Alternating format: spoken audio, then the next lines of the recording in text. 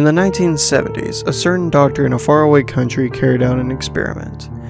The doctor specially rigged the beds of terminal patients in an attempt to measure any difference in body weight at the exact moment of death. The doctor believed that if a spirit or soul existed, then it must have a mass and therefore a weight. If that was true, then at the very moment of death, the corpse on the bed would have become lighter as the spirit left the body. Just as many doctors test new treatment on animals before using them on humans, so too did this doctor perform his experiments on rats and rabbits, and sometimes dogs and cats, before he tried them on human subjects. Of course, he did not wait for these animals to die at natural causes. He killed them by injecting a potent poison into their bodies. He carried out nearly 50 of his animal experiments, however, he did not get the results he expected.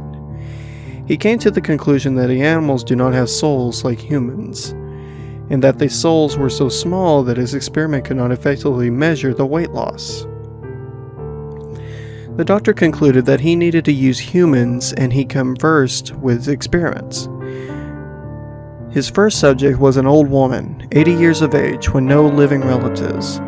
Given a bleak outlook for her survival, the old woman was laid on the bed of the doctor's special scale. The doctor instructed his assistant and nurses that they were in no way to try to extend the woman's life. The doctor predicted that the woman had 1 day or 2 at the most before she would pass away. But 3 days, 4 days, a week passed, but she did not die. On the contrary, she seemed to be getting better a little bit at the time. The doctor, irritated, wondered how long she planned on living. The next morning, when the doctor's assistant reported for work, the doctor greeted him with a smile on his face. It seemed that the old woman, who had appeared to be making a recovery, passed away late at that night, after the nurses and assistant had gone home. The only one in the office was the doctor, who had not left the woman's side.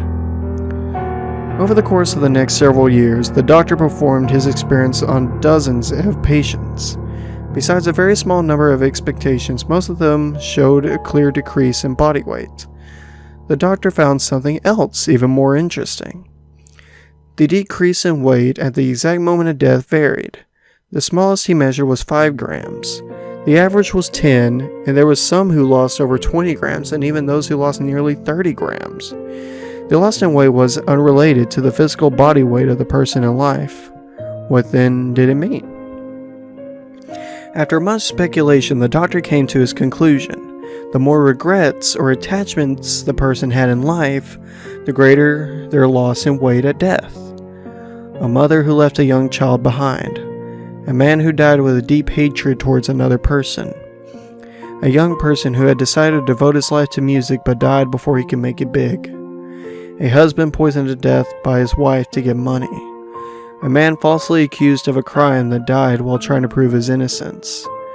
A wife who was beaten daily and finally killed by her husband. But the thing is, most of the patients died when the nurses or assistant were not around, and each time the assistant noticed a little bit of the poison had less each time a person had died. The assistant was sure that the doctor was killing them. But no one knows whether or not the assistant had told the doctor he knew what was going on. For several days later, the assistant himself passed away on that special bed. The cause of death was said to be a heart attack. At the moment of his death, the assistant's body weight dropped by 168 grams. It was a new record for the doctor. And thus the experiments carried on for several more years, until the doctor contracted a mental illness and passed away. There is no record of the amount of weight that he lost at the moment of death.